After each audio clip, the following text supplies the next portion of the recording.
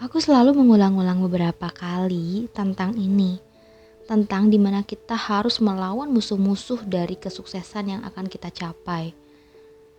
Kesuksesan kita itu tidak akan bisa kita peroleh secara instan.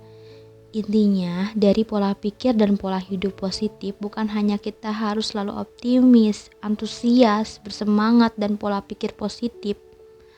Tetapi, ini harus ada, yaitu kerja nyata, disiplin, dan komitmen. Tanpa ini semua, maka kesuksesan hanya tinggal angan-angan belaka. Dibutuhkan kerja keras, disiplin, dan komitmen untuk mencapai keberhasilan dalam mewujudkan cita-cita kita. Dalam perjalanan hidup ini, kita akan selalu berhadapan dengan berbagai macam hambatan, penghalang, bahkan rayuan yang bisa menjauhkan kita dari kesuksesan. Dan ini realitas yang harus kita hadapi. Aku bisa aja mengistilahkan hambatan-hambatan itu dari hal-hal negatif. Yang namanya juga negatif, itu pasti akan menghambat kesuksesan kita. Dalam bahasa yang lebih mudah, ini merupakan musuh-musuh kesuksesan. Oleh karenanya, kenalilah mereka satu persatu di dalam diri kita. Berantas dan perangilah mereka, sehingga kita bisa menjauhkan mereka dari kehidupan kita. Lalu apa saja musuh-musuh kesuksesan kita sekarang? Secara umum mereka terbagi menjadi 4 kategori besar, yaitu takut gagal, alasan, lemah dan malas, serta lingkungan yang negatif. Dalam beberapa podcast ke depan, insya Allah aku akan bahas satu persatu musuh kesuksesan kita dan mungkin akan secara lebih rinci. Oh iya, aku mau bacain hadis di mana Rasulullah itu mengajarkan kita dengan doa yang menjadi penangkal terhadap 8 pintu kesempitan hidup, yaitu sebagai berikut. Ya Allah, aku berlindung kepadamu dari kesusahan dan kesedihan, dan aku berlindung kepadamu dari perasaan lemah dan malas, dan aku berlindung kepadamu dari rasa takut dan bakhil, dan dari terjepit oleh hutang dan penguasaan orang-orang. Dan itu tertulis di hadis riwayat Bukhari dan Muslim. Kita mulai dari yang pertama, yaitu musuh kita adalah takut gagal. Jadi setiap kesuksesan besar pasti selalu didahului dengan kegagalan-kegagalan.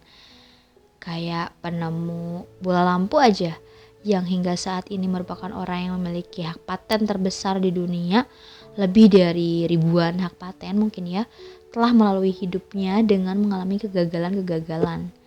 Dan mungkin di waktu sekolahnya ia dianggap sebagai murid yang paling bego, paling bodoh.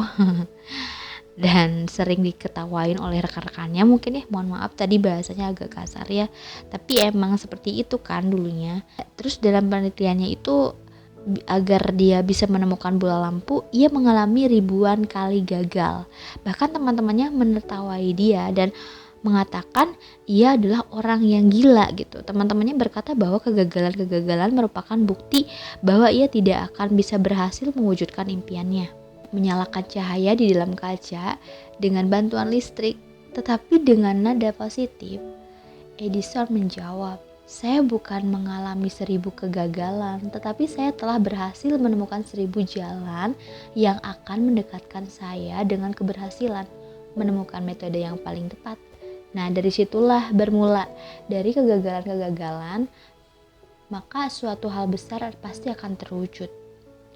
Nah, banyak banget ya contoh-contohnya, mulai dari penemu bola lampu, terus pendiri otomotif misalkan ya. Mereka pasti mengalami kegagalan dulu sebelum mereka berhasil. Mereka pasti ngalamin trial dan error dulu, kan mereka harus coba-coba dulu. Mereka mencoba suatu hipotesis dan kemudian mempraktekannya. Dalam praktek tersebut seringkali terjadi ketidakcocokan yang menyebabkan para ilmuwan ini gagal. Kemudian mereka mengambil pelajaran dari kegagalan tersebut dan mencoba memperbaikinya lagi dan lagi dengan menyusun hipotesis baru yang lebih baik dari sebelumnya. Nah, begitulah seterusnya hingga mereka berhasil mendapatkan suatu hasil yang sempurna. Jadi dalam hidup ini, cara yang paling mudah adalah menggunakan metode yang sama. Ketika kita sedang mencoba merealisasikan target hidup kita dengan berbagai strategi, kita jangan takut dan gusar akan datangnya kegagalan. Pada hakikatnya kegagalan merupakan hal yang lumrah terjadi dalam hidup ini.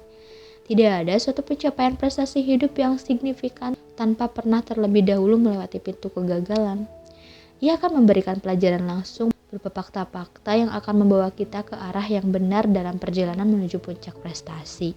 Nah, jadi sesungguhnya kegagalan juga merupakan tantangan yang akan membuat kita lebih kuat, ya nggak sih? Jadi walaupun kita gagal nih ya, kalau kita nggak nyoba, mempunyai resiko yang jauh lebih berbahaya dibandingkan kegagalan setelah mencoba. Proses untuk mencoba gagal itu adalah proses pelajaran yang paling penting dan berharga. Jadi buat kita yang pengen ngelawan musuh untuk sukses, yang pertama adalah jangan takut gagal. Oke, itu mungkin yang pertama. Nanti aku akan bahas yang kedua, ketiga di Podsky episode selanjutnya.